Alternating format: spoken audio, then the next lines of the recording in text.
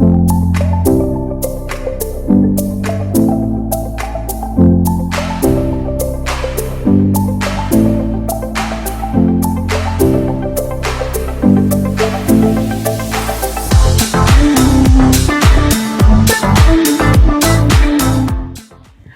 evening and welcome to another exciting episode of Real Talk here at the studios of Hope TV Ghana. My name is Evie, the usual host for the show, and today we have another exciting episode to discuss, an exciting conversation to have. On the table, we have a story that is very common, a story that is becoming too common in our society. People not minding their business, people asking unnecessary questions, stories about marriage while you are still single, especially when you are in your 30s, mid-30s to be precise. They will tell you that, oh, age is catching up on you. You should find a man to marry. You're not getting any younger.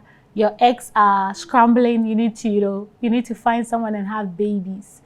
And these questions, regardless of how innocent or how caring you might think you are for asking these questions, they go a long way to damage people's souls, people's spirits. They go a long way to create self-doubt, depression. They go a long way to just make people feel less of themselves.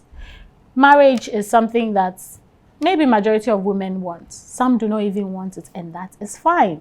But we find ourselves in the part of the world where marriage is very important and well celebrated, and every woman must marry. I wonder if men get the same pressure. I do not think so, but that is a conversation for another day. We are live on Facebook and YouTube, Hope TV Ghana. Join us. Let's have a comprehensive discussion. The conversation is very interactive, so I would suggest that you leave your thoughts, your comments under the comment section. Again, I have amazing panelists with me, and we are going to have a great conversation. They are both not strangers to the studios of Hope TV Ghana, or even on the show Real Talk. They've been here before. I'm going to start off with a very beautiful lady on my right, Madam Ada Kona, who is an educationist. Welcome to Real Talk. Thank you. It's good to have you. Good to see you. It's good to see you. Anytime I see you, you're smiling. It's good to have you. Thank you. And it was great seeing you at that party. Remember that party? Yeah. It was good seeing you there. Yeah, it was. How's your week been? Fine. Fine? Are you sure? Welcome to the show. Thank you. Yeah. So next to Madam Ada, I have Pastor Inokeje. Pastor, how are you doing? I'm doing good. It's good to have you in the studio. I'm also excited to be here once Yeah. How's your week been? again. It has been great. Yeah. They say the city is doing well, but it's not even impacting in anything. City is doing well, but food is still expensive. Are we going to survive in this country at all? By God's grace. By God's grace, let's hope. By God's grace, we survive. Yeah. So I'm going to read our story and then we can go into the conversation. So she says, Dear Evie, this is my story. I am a woman in my mid-30s, getting close to 40 and still living with my parents. I am not married. I don't have children. And because of that, I have become the subject of whispers, jokes, and mockery. At home, I feel the weight every single day. Some of my relatives say things like, when will you marry? All your mates are having children now. Even my younger siblings who are married treat me as though I am behind in life. I may be the eldest, but in their eyes, I am the one who has failed. When I step into community gatherings, weddings, or parties, the questions follow me like shadows. So when are we coming to eat your wedding cake? And some even laugh and say, hurry up before it's too late to carry a child. These words cut me deeply. People do not know how many nights I have cried myself to sleep, asking God why my life has turned out this way. I have tried relationships. I gave my heart, I gave my best, but still they never worked out. And now people use my pain as entertainment. The pressure, the shame, and the comparisons have pushed me into isolation. Sometimes I feel like I don't belong anywhere. But what hurts me the most is that in this society, a woman's worth is measured by marriage and children. Nobody asks about my dreams, my achievements, or even my struggles. They only see what I don't have, and it is crushing me inside. So clearly this is a story of bullying, stigma, mental health. And let's just go right into it. Madam Ada, you know, as a woman, majority or generally speaking, you think at the age of 25, I would have been married and had one child. You know, we all had those dreams. My wedding day would look like this. Oh, these are the colors I'm going to use for my wedding. We all have those dreams. And then 25, national service, trying to look for a job. And then the years are coming. You finally get a job. You're like, this is not great. I want to get one that is better. The years are moving. You have a relationship. It doesn't end well. Your first broken heart, your second broken heart. And then you realize, it's 30. I'm in my 30s. Don't have a husband yet. Don't have children yet. And you're wondering, what is happening? Am I going to see that dream that I have been talking about? Will I wear that white gown? Am I going to carry my own children? Then mid-30s, then the comments, you're getting too old, you cannot carry your own children. You find somebody, you are too picky. Why are you not married? Or your younger siblings are getting married. You must think you are high class. You have to settle, find a man. And when you decide that in your waiting time you are going to achieve something, if you have too many degrees, men will be intimidated. No man would want to marry you. And all of this is so much pressure on the young woman. As a woman who gets into your 30s without a marriage or children, how can you manage this very difficult transition? Interesting. You know, we all believe in God. I believe in God. Yeah. So are other women. Yeah. They say man proposes, but God disposes. Yeah. We will plan. Every human being plans. You know, I'll go to school, after school, Yeah. I'll pause, I'll marry, I'll have my child, I'll take care of my husband and my children.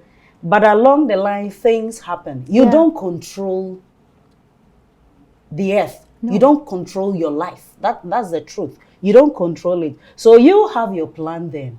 But then God looks at you and he says, my daughter, I have a plan for you. You know, the funny thing is, God does not really tell you the plan from start to finish. Yeah. God tells you, if you believe in God, you know that God has a plan for you. But as to how the plan will go, you cannot tell. Yeah. You are believing in God that he will do it.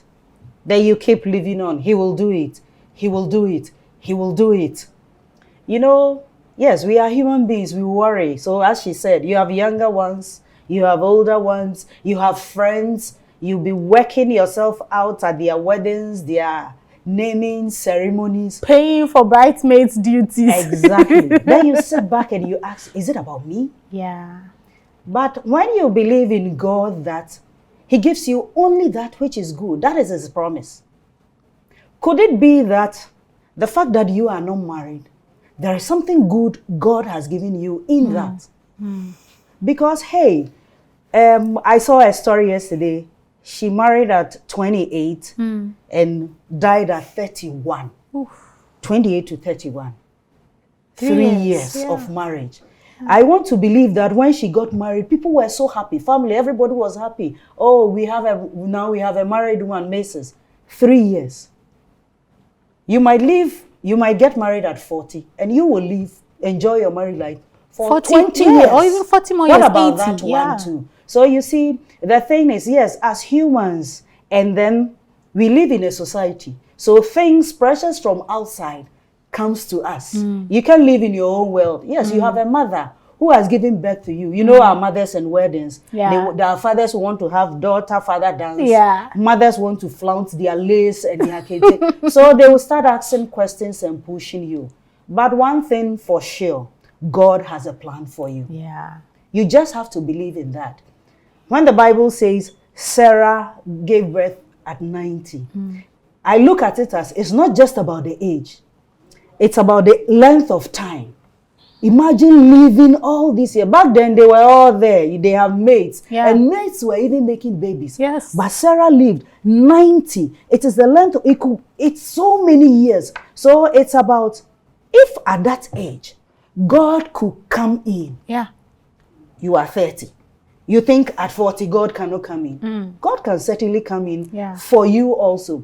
So I think, yes, the pressures will come, but tell yourself, hey, God says he will give you only that which is good. Good. Therefore, whatever your situation is, God has something good in it. See it like that. Strengthen yourself. Raise your shoulders high and move on. If you let it get to you, I bet you'll make mistakes. And the same people who are pushing you will turn around and tell you, you messed up. Yes, you've married, but look at where you went to. Meanwhile, you are doing it to please them. Yeah. Don't try that. Keep waiting on the Lord. It pays to wait. Look at when you get to the bank. And even there are only 2 people ahead of you. You each, when they are delaying, what are you doing at all that you will not move? Not to talk of waiting all this time. Yeah. Seeing your siblings pass by. It's painful. But then if you still believe in God, as I say, God is the ultimate. Yeah. He controls. Maybe he's saving you from something you don't know. Look at this lady who lost it after 3 years. Yeah. Maybe if you had gotten into that marriage, maybe a man even came last minute. He says, I'm backing off. And everybody will be like, what is happening? What is wrong with you? You know, always the problem is you. When the relationship goes off, the problem is the woman. Yeah. But then maybe that particular marriage was not going to do you good. Yeah. So God says, no, it's last minute, but let me write it off for you. The shame, the pain, the everything. But I believe that once we believe in God and he's in control, he knows what he's doing. He won't tell us, so we are waiting for him. Yeah. Let him roll. Let him get there. His miracles are just marvelous. He will just work it in his own time. And I bet you the same people who are saying all that to you will now look at you and say that, Unyamenasu. That's Very what I can well. say for now. Very well. Pastor, let's talk about the pressure society puts on women especially, because a man can go as 40, 45 and, you know, that's considered okay. There's the pressures that women face when they reach the scary age of 30 or maybe 35 and then they do not have marriage and children. What is your take on that? Like you have been saying, you know, the society has projected something. And we've all it's like we all gotten to believe that is what this world runs and how we should follow. Yeah. They say women has biological clock, whereas men has financial clock. Have you heard that one? So what it means is that men get ready when their pocket is full, when they think they can take responsibility, when Right. they think they can be man enough. Okay. So if a man is 40 and he has not gotten that money, he thinks, no, it is not enough. I won't be able to take care of my wife. I won't be able to take care of my children. So for me, marriage is no way. And people don't really criticize the man that much because if you look at his condition, if he goes ahead and marry, how is he going to take care of the woman? Right. Meanwhile, they say women have biological clock. What it means is that when women are young, they have their options is wide, but as they grow, it's narrow. Yeah. The reason is that maybe if a lady is at 18 years, he has opportunity to marry somebody who is at 24, 25, 26. However, if she goes to 30 years, most women don't really like those who are behind them. Like younger than them. So what it means is that once she's 30, she's looking forward to those who are 30, 31, 32, 33. Yes. So if he's 35, it means that he's looking at 40 and stuff. Yeah.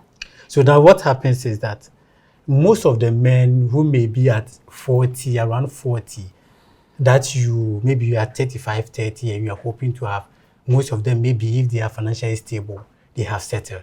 And if a man is 40, he's looking back to 25, 26, 27. Right. So it makes it very difficult. Yeah. However, I think she says something very important. We all have our own pace in life. There are people who get married at 40, and it is not a crime. Yeah. This about the fact that a woman has a biological clock. It doesn't apply to every woman. Yeah. Remember that you want to get married at all costs. Know that there are people who are married, and because of marriage, they are in psychiatric hospitals. True. There are women who are married and because of pressure, because of how maybe the man treated her, she was able to control herself. He used something to hit the man, and the man died. Now she's in prison. Some of them are on the streets because of marriage. This same marriage that you think if you don't get it, your life has ended. This same marriage has ruined some people's life. Not to say that marriage is bad, but what you are trying to say is that the marriage is not a yardstick for heaven. Right. And even let's say it in this way, I've not seen anyone who has died and they are using marriage to be the impact the person have made. They say the legacy we leave behind. When you leave legacy behind, how many people do we accord that he married well and that? We look at what you brought to the table. What it means is that our life goes beyond marriage. Right. What we leave behind is what matters. Right. Or the impact you're going to leave behind is what matters. So just focus on that. Don't let the society has its own way. Yeah. But however, know who you are. Know what God brought you into this world. If they're refusing to see the good side of you, the impact you are making, and they're looking at just the fact that you are not married, that is their case. I believe God is looking at you through a different lens, and that should be enough for you. That should be enough. I agree. I completely agree. But let's look at the jokes and the harmless comments that people make.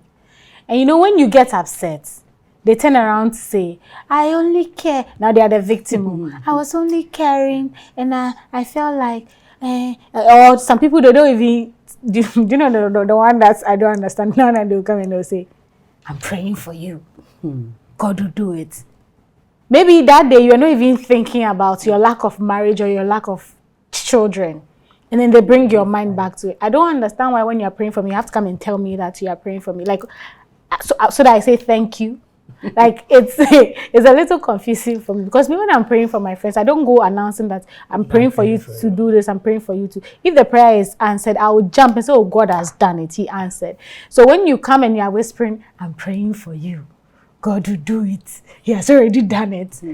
And it takes my mind back. Maybe that moment I was even laughing. It takes my mind back to the fact that I'm not married or I don't have a child yet. What was the purpose of that? And they call it harmful jokes, like the joke of, hey, do and let's come and eat your cake too at your wedding. Then when you get upset, why are you so emotional? It was just a joke. Harmless joke.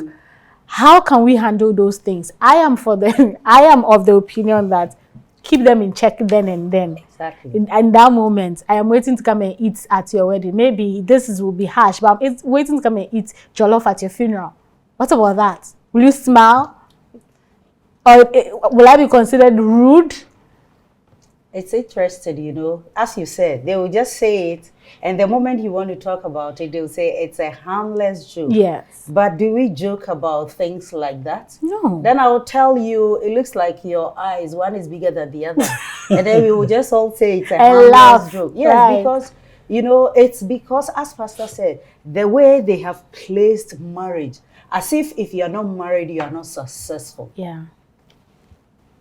I have seen women in our church so active and vibrant in singing band, choir, youth.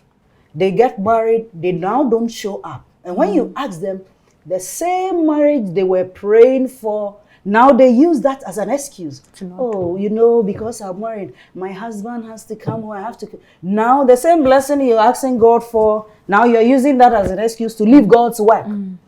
You know, it's the way they have placed marriage. But hey, Shepherdess Benny or Dorcas Benny, she always say that, look, if you are not married, take it as God has bought you so much time.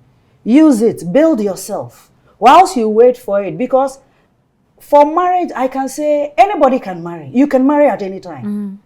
So when people are not married, it's not really because they can't walk into it. But then it depends on what you are looking for. Are you waiting on God for the marriage? Because, hey, there are people out there. You can walk in. There are some men, if you're a woman, there are some men who are there waiting for a good woman who is working. I don't have so much. Come, let's put ourselves together, marry, so that you bring to the table, I will enjoy. There are some there. So if it's really about just getting married, you can go in there. They're all over. You can get some to marry. But what are you seeking for? I'm not talking about standards or picking here, but I'm talking about the marriage thing. They've made it like all is about marriage if you're not married. Because you will have this marriage. As Pastor said, there are a lot of people out there. They are just showing their face, the ring. It's not working within. If they tell you what they are enduring, I expect that if you are not married, when you marry, you are now having someone. So everything should be double for you. Yes. You should move from where you are to a better level. Yes. But if you are married and you are dropping from even what you used to be, then what's the need? You are somebody who can walk with your shoulders high. You can spend a little on yourself. Now you go into marriage. And then this is a kind of marriage where your husband is the type, hey, I am in charge. You want money, you have to ask. Even your own money, you have to ask permission to pick. Then what are you in? Is that what you are just trying to tell someone, tease someone with? Do you call this marriage? So a lot of them is just a show off. Yes, we have ones that are working. But if it will work, then we are looking unto God. If God doesn't bless you, I bet you can have the society wedding. Now you go on Instagram and you see it. It's now like competition. Changing yourselves 5 times with the bridesmaids and the train. Because every Saturday, somebody's own must hit the last week's own. And that is what is happening. But there are others, they go in by next week, by next 2 weeks, they sit back. There are some people, they will tell you, after 1 week, they realize, I shouldn't have. Some even on the day. And now society says, for better, for worse. We just saw you last week. You can't come home and say that you are coming back. We won't allow you. No. So it means now you're going to endure. As Pastor said, some people have endured physical battery. They've stayed in, and one day they just go off, and just a little retaliation, one drops and you're in trouble. Because you've taken in so much, now you want to vent out, and it lands you somewhere you never planned in life. All because of this same marriage that they are pushing someone into. You go to Registrar General, and as people are walking in, some are walking out. The 2 doors, whilst people are coming in to sign in, some are signing out. Take it easy. Sofumami will always say that God has given you enough time. As you are waiting, build yourself, work hard, get all the laurels, pack them, so that even if it should come late, by the time it comes, you've done all that you have. You've packed your money. You've packed everything. Now you're going to spend it with your husband. If children comes, you spend it. You can do full-time marriage. I always say people marry, and then the next thing is they are doing part-time. They have to leave and go to school. Then somebody else is taking care of their wife or their husband for them. You come and stories that you cannot even answer. It's what they've left for you. Take it easy. They claim they are jokes. If I don't fancy those jokes, I'll tell you, I don't do these jokes. If it's somebody, you want to take those jokes, you want to laugh about it, laugh at it and go. But all I want to say is, don't let it determine your movement or your life. Don't let it push you. Else, you will regret, because people are regret. We know, we have friends. When it comes to we are all out, they will show their faces. I miss this. That's my husband. That's my wife. Yes, you go to old school reunions and they are all over flaunting it. But if you know them, they go home and the story is different. Sometimes they are coming different cars. But on the premise, they are sitting so tight. As they sit, someone has, one teeth is grinded on, seriously. You know, it's so funny the way we pretend and all that, yet we make it look like somebody is losing out on something. No. So if I don't take those jokes, hey, I'll tell you, I don't fancy those jokes. You draw your lines for them. When they are coming, they know that this one, she doesn't take it. He doesn't take it.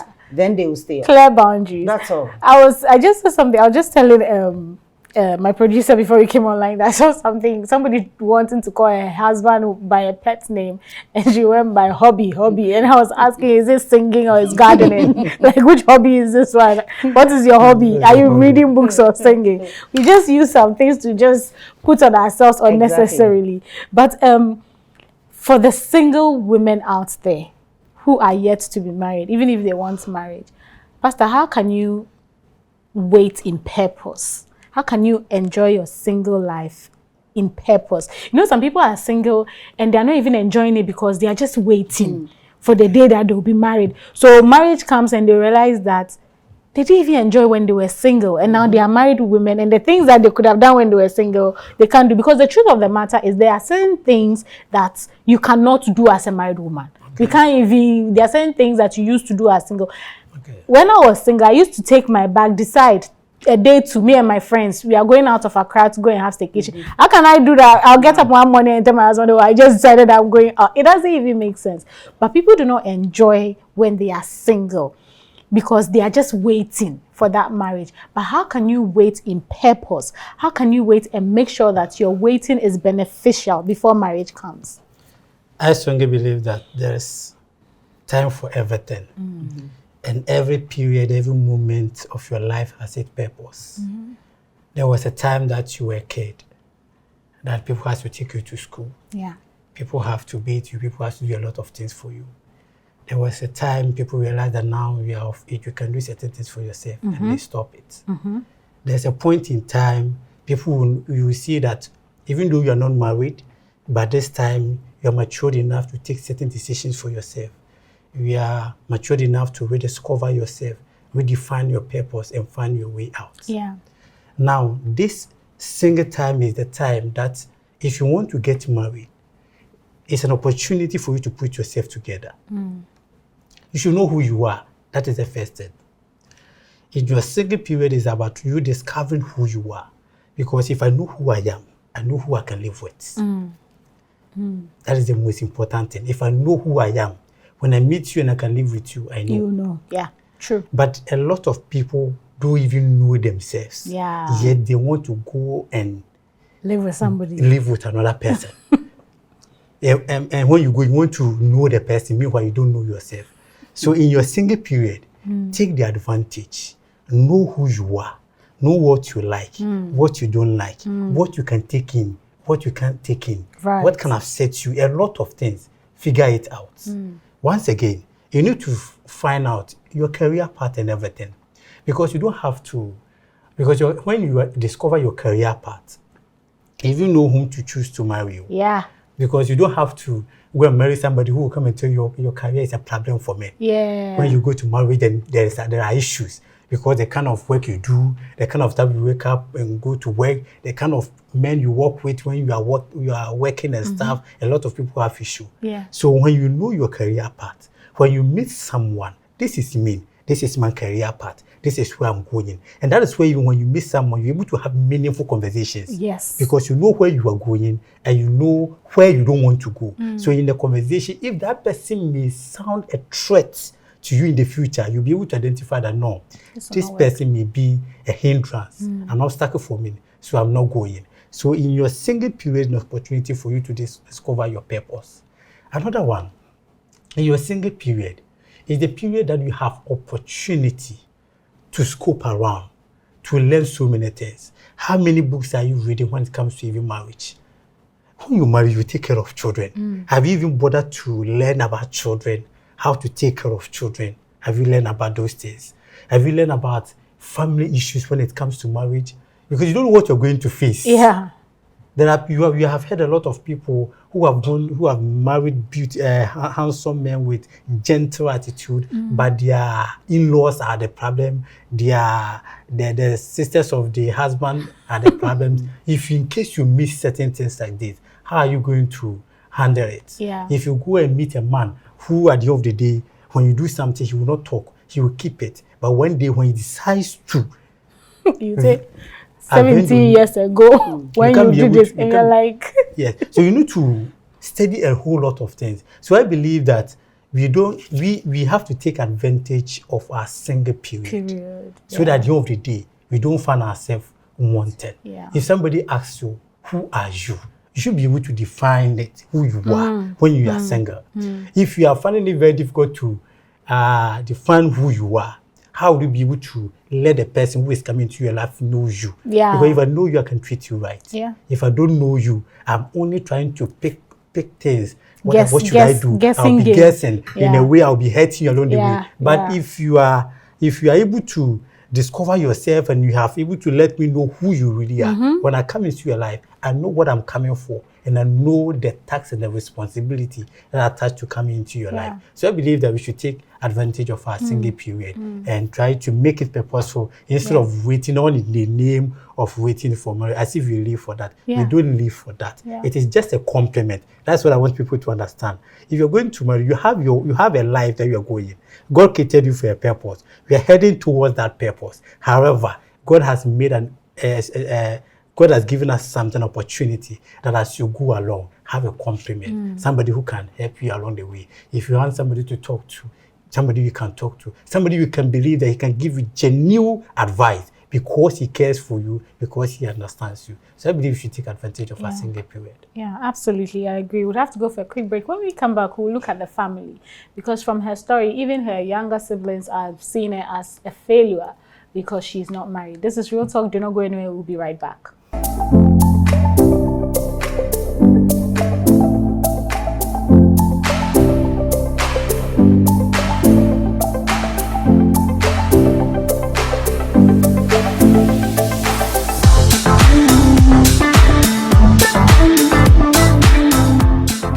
Welcome back from that quick break. We are still in the studios of Hope TV Ghana, coming your way with Real Talk. I have been having a very interesting conversation with Madam Ada Konah and Pastor Enoch Adjei.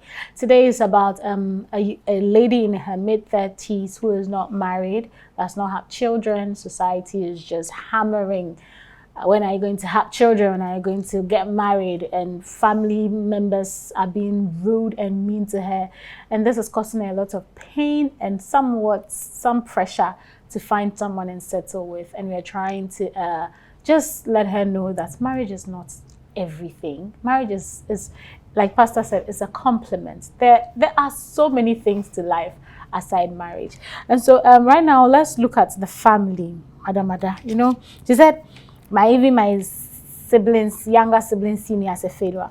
I read this story where, just like this lady, her younger siblings got married and they were having a family meeting, and she had an idea and they told her that when married people are talking, she shouldn't talk. So they didn't let her talk because she wasn't married, and the younger sibling was now talking plenty all over the place. And then fast forward, the younger sibling had a child and called that her sister should babysit. And when she said she couldn't, she said, "What are you doing with your time? After all, are you not single?" And this is real. We see it in families where even parents favor married children than the ones that are not married. How can she handle this situation? What would you say to sisters, siblings, and even parents who favor their children that are married over those that aren't? You know, and these same siblings who are married, the marriages are not even going as the way they wish it should go. The same people who come and bluff in your face, they go and they are crying over there. If you say you are just up there, you've given birth, you wanted marriage, take care of your child. Why should I leave my time to come? I'm using my time to search for a man. Is that, yes, why should I use my time? You know, it's the immediate family. That even makes it so difficult and painful. The very people you live in for, as you are not even married, you are doing the little work at home for them. Mommy wants to go to market, she doesn't want to go. You are the one who will sort her out. Daddy wants someone on errands. You are the very one, because let's say you are not married and you are with them. Meanwhile, they who are married they've gone. Let's take it that they are in their married homes. You are doing all the leftover work. Instead of them to appreciate you, they rather come at you. You see, that is when they think because they are married, they've had it all. Yeah. You have your part. For all you know, you are even bringing so much to the family than them. Because they are married. They have to sort their families out, their nuclear family. Before they come to when family gatherings. But it's quite unfortunate that they see it as because you are not married, you are left behind. If you are lucky, you get good parents, they will tell you, hey, we all know marriage is a blessing. I want to believe sometimes they, just as they are calling for help to babysit, sometimes they will even come for money. You will buy stuffs for your nieces and your nephews. Yeah, I've heard stories Things where that they will not afford. people ask, why are you so stingy? What are you using your money for? You don't have children to It is how it even comes. The entitlement. It is the entitlement, but if they should live it, you have your nieces around. Yeah. You want to be nice to them because, hey, the things you would have spent on your own children that you don't have, you want to shower it on your nieces. You love them. And you want to have them around. But if they want to turn it around and throw it to your face, because, yes, I know people who will say, even if you want to send them, they will tell you, if you want to send, go get your own child and send them. So you know, it's so sad when it comes to that. But all I will say to this lady is, just try and live above that. Do your honest part.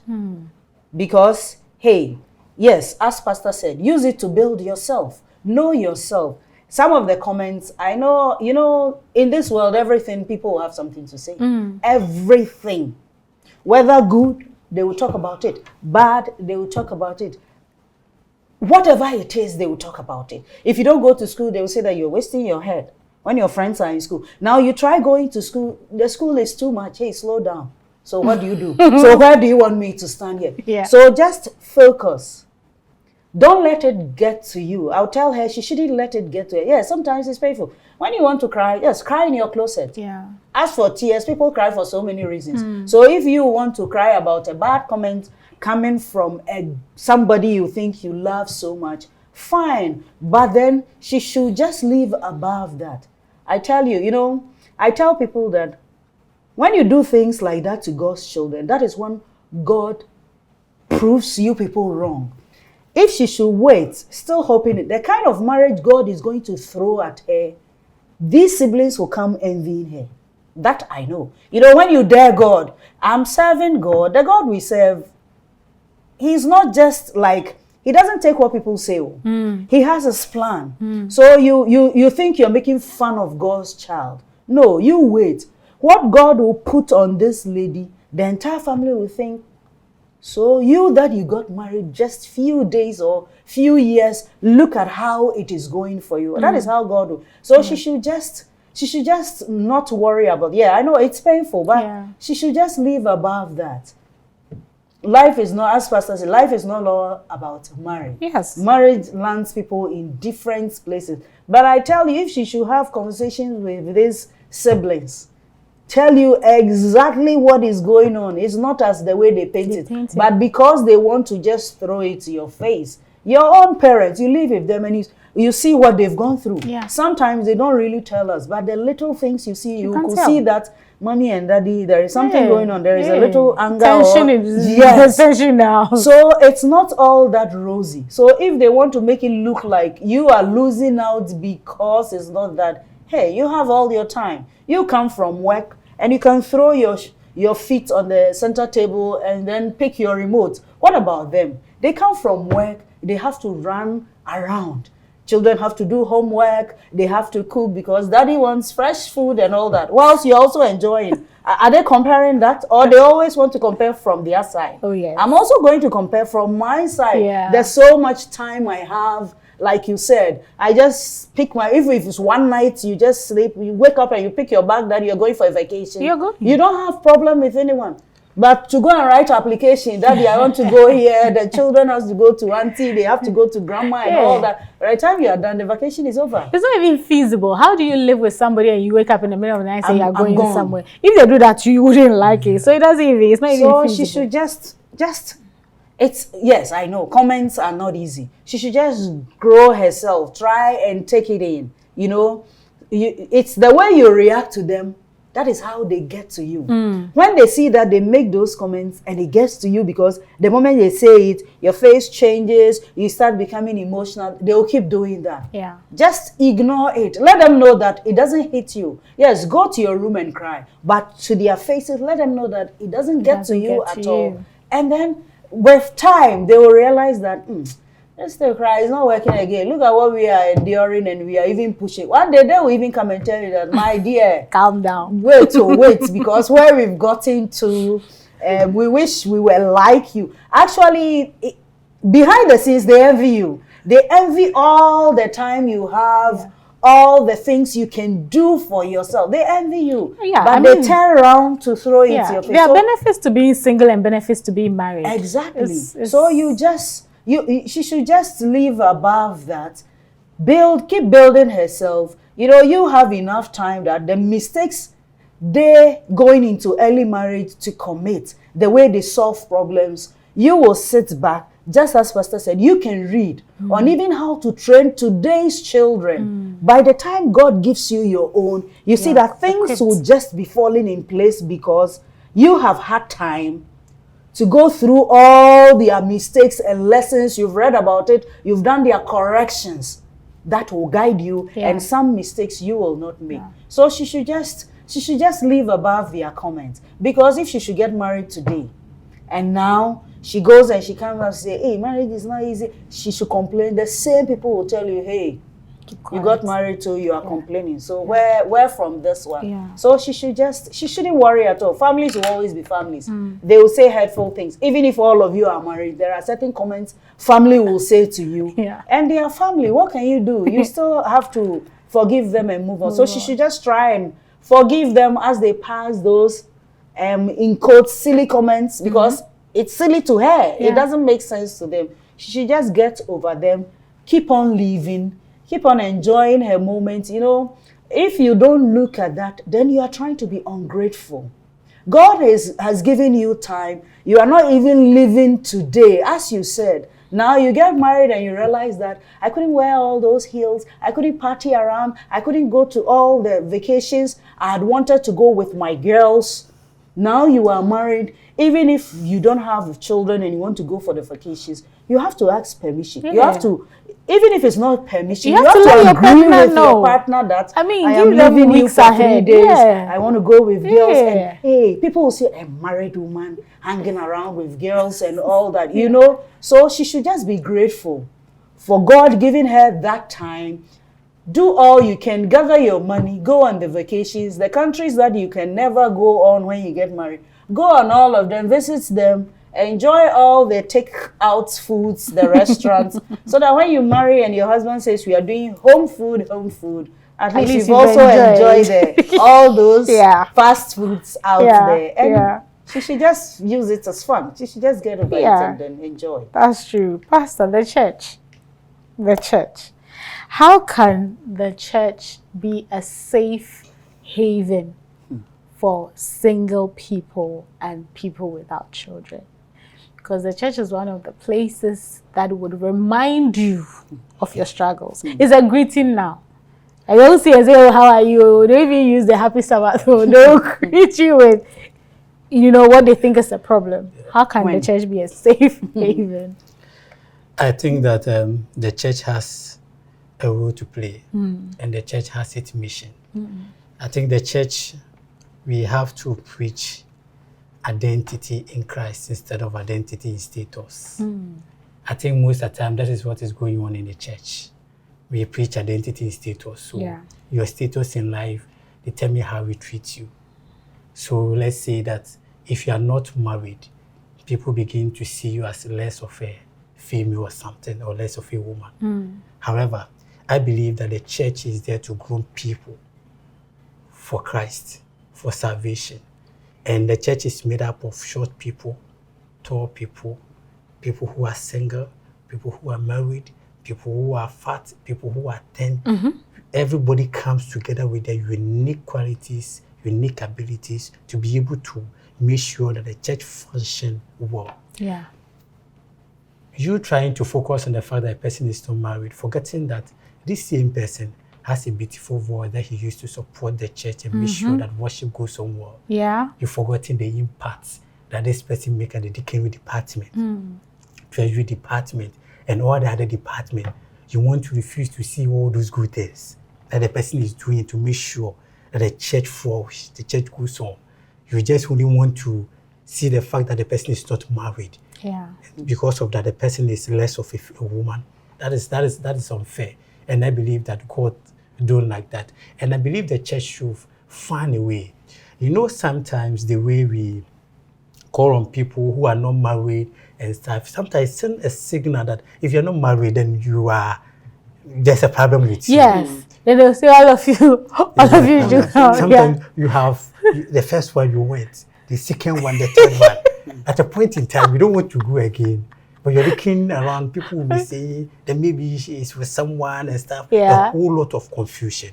I strongly believe that if the church is to take action, and let's say that if the very people you are calling for altar call, if maybe you have had conversations with them, sit them down, you know that some of them is not just about prayers. Yes. Some of them you ask them to go and sit and come and see you personally and have conversations with you. Yeah. Some of them are not prepared. Some of them they need to put certain things in place. Some of them don't even want to. Some of them even need orientation. Yes.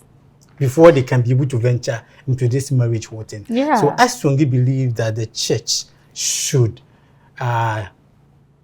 take it upon itself or herself to make sure the church engage, have a body, a recognized body. We have home and family. Yeah. I believe home and family is not about when somebody is going to get married. We see singles in the church. It's not about calling them names. When are you getting married? No. Sometimes you have to have a conversations with them. Some of them need directions. Some of them are naive. Some of them don't know what to do. Some of them even they have people they are talking to, but they don't know how to go about things. Yeah. By the time they realize everything is off and they can't do anything. Some people have been having issues in every relationship. The same issue has been reoccurring and has been causing breakups. They don't know how to go about it. Maybe having a conversation with such a person, you get to know that, okay, this is the problem. This is where you can, when it happens like this, next time try this way, maybe this way will work. So that at the end of the day, the next opportunity that this individual gets, the person can be able to see through. Yeah. If you don't do that, and you begin to be calling those people a whole lot of names, thinking that you think it hurts you more than they themselves. Like you don't care for them more than they care for themselves. Exactly. You do not want marriage for somebody more than somebody. You do not want children for somebody more than children want for themselves. Like That's how we make it appear, as if we care more than the them. person. But how is that even possible? Meanwhile, you don't know that those people wear smile to church.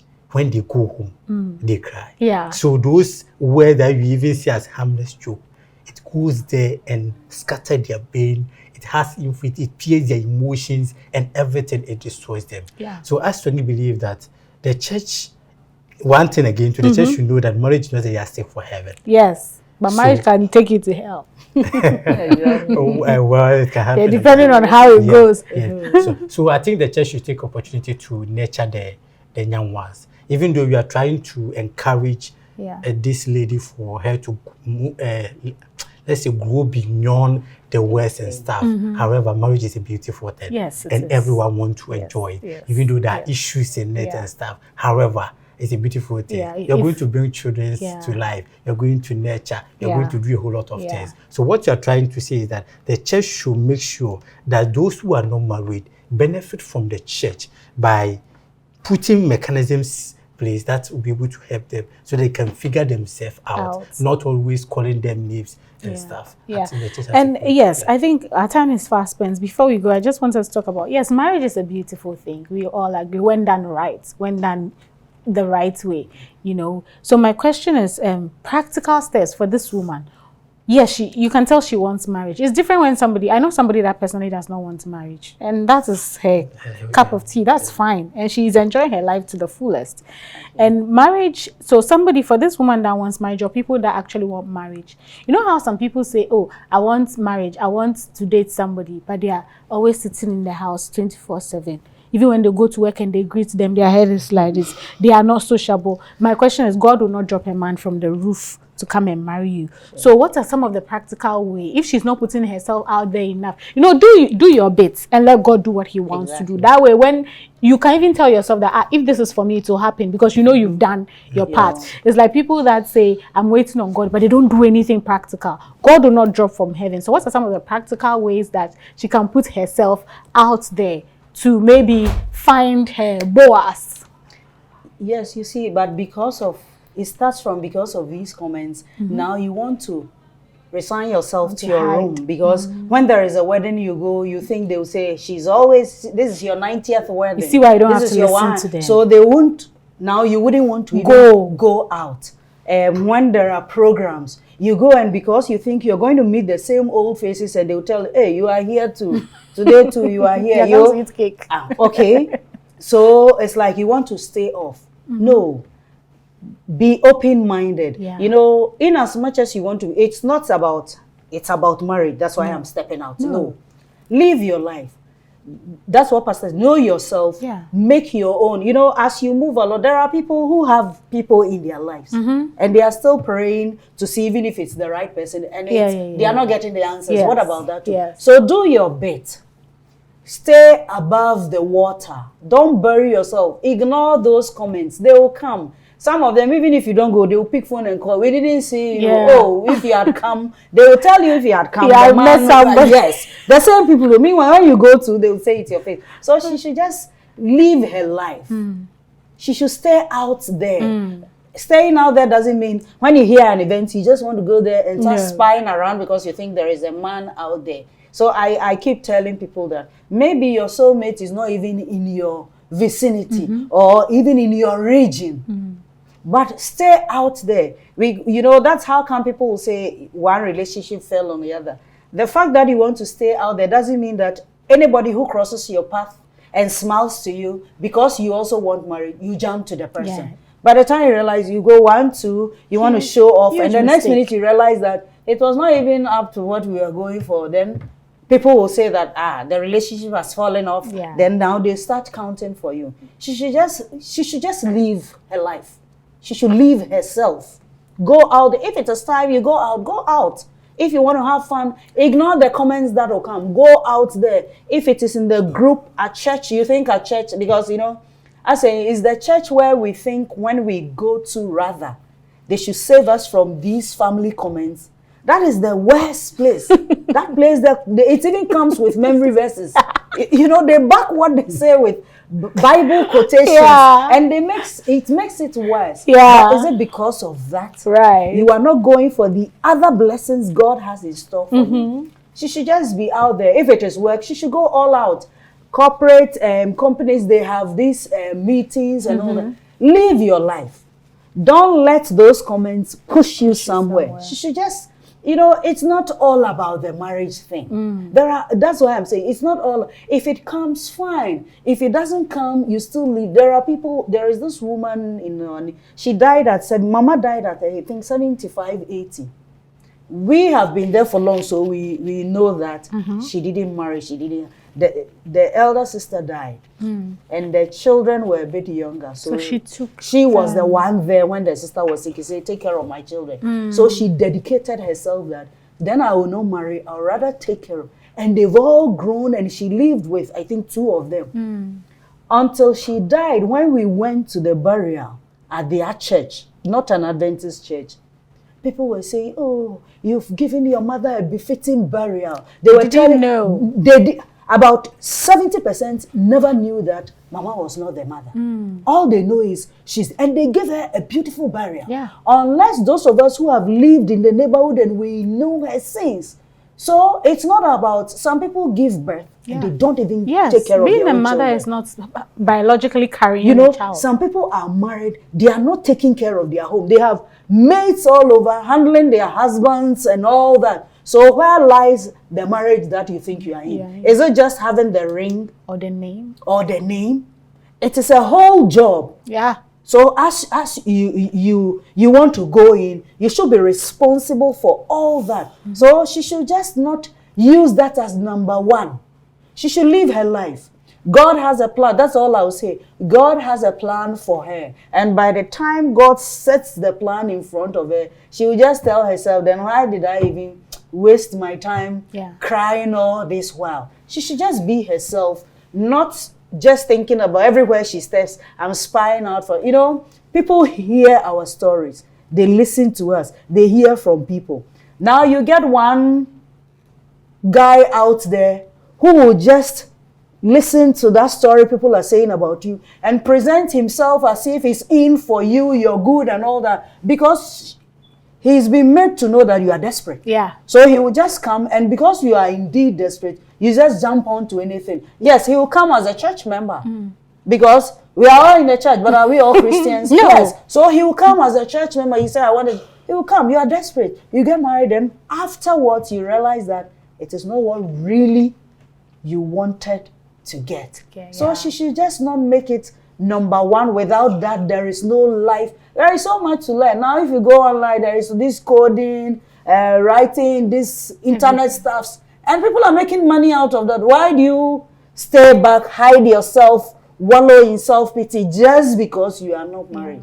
Right. Just leave it, and then when it is time, it will just come when you have not even, you will just get into that relationship, get married. By the time you get it, they won't court you for 2-3 years. You won't go for courting for 3 years. You realize that within months, you are the missus that you had always dreamt of. Yeah. And then off you go, and God will add the rest. If you have to make babies, God will just add it to it for you, and you enjoy it. He can. Pastor, to this woman, practical ways that she can, go about her life, and then if marriage is what she wants. I strongly believe that the bigger challenge for her is not even about what people say. It's about herself. You'll be sitting down, be looking back and looking at certain things that is going on in your life. There are moments certain people you allow them to slip off your fingers. Yeah. There were certain people because of your expectations, you don't even give the opportunity to talk to you. The whole lot of things that happened in the past. Sometimes that's when you begin to feel bad and sorry for those things, and people add their voices to it, then it becomes so much for you to bear. Yeah. So what I'm trying to let her understand is that in this period that we are not married, I think we have said that love, you can find love in unexpected places. It's not about just doing a poster, put it in the somewhere. We have not married. Looking for love. Yeah. That's the most important. That's not the most important thing here. But just cast your man back and try to correct all your wrongs. Right. Some of the things that you didn't do right. I believe that she said she has been into multiple relationships and she has done all her best and everything is not working out. I strongly believe that when you be into a relationship for 1, 2, 3, 4 and it's not working out, sometimes it's like when you are maybe somebody that maybe you are selling food and sometimes people are complaining. Maybe you may say that you are complaining, go away. I do my best anyway. But at the end of the day, you get to realize that in as much as they are complaining, the customers are reducing. You have to, even though you believe in yourself that much, you have to sit back and check certain things and find out maybe there are certain things we are overlooking. True. So I strongly believe that all those people might not be the bad ones. Yeah. It's what true. if there are some aspects of you that drives them away? You have not gotten the opportunity to sit down because maybe you think it is all there. Maybe you are the toxic one. You understand? So I believe that she has to sit down, Do her homework. do her homework, and correct all her wrongs. Once she's done and she's relieved and knows that, even if I did something, I know. And I have spoken to myself. I know I'm a changed person. Whatever any other person says, because you have already done that with yourself, you wouldn't care for what they're saying anymore. True. Thank you so much. I think we've had a very, very interesting conversation. I think that we have helped this woman out with the tips and the stories we've shared and the solutions that we've given her. I believe that if you're watching us right now, you have learned a lot, and most importantly, marriage is not the ultimate, it's a complement. And marriage comes with certain blessings, and also marriage can come with certain negatives if they are not handled well. So make sure that the person, and marriage cannot be successful based on one person's willingness. It has to be from the two people. So if you do the work and you end up with somebody that does not want to do the work, that is not going to be a successful marriage. It's going to be an enduring marriage, and that is not a beautiful marriage. And for the church, we've said this over and over on this show, we just need to do better. There's no need going around whispering. There's no need going around even saying it to the person's face. Even the harmless "I am praying for you" is not necessary, because what are you looking for? Oh, thank you. Are you looking for gratitude? Are you looking for, why are you telling me? Yes, pray for the person, pray in the corner. I don't think you would appreciate it when I come and tell you, I'm praying that God should give you money. yes, let me pray for you in the corner, especially when I know you are poor or you don't work. Then I'm announcing it that, oh, as for you, when I'm praying for you, you must be rich. Oh. It's not nice. The same thing you wouldn't appreciate. Do not do it unto others. The golden rule, do unto others as you like done unto you. A majority of us, we would not. I say this to say that somebody saw someone and greeted the person, Eyobolo, and the person said, Mi suensiao, and the person was upset. Mm-hmm. See, you don't like it that the person said, I'm following your footsteps in becoming fat, but you call the person fat. And this is the example. We do not like the things that we say to people. Let's just do better. You cannot want marriage for somebody more than they want it for themselves. You cannot want children for somebody more than they want it from themselves, because at the end of the day, it is their life. So please, let's all be better Christians. And you know, I'm sure God is like, these people, if I come down, you know the way Jesus lashed the people from the temple, that's how you come and lash all of us from the church. But thank you so much for coming. It's been a very good conversation. And I'm sure that the woman she'll get out of the depression. She'll just shake herself and live life to the fullest. You have life, you have hope, you have God. Everything is possible. So do not dwell. Do not dwell. We'll be back same time next week. And I was able to have this conversation with Madam Ada Kona, who is an educationist and pastor in Okejai. We'll be back same time next week with yet another interesting conversation on Real Talk.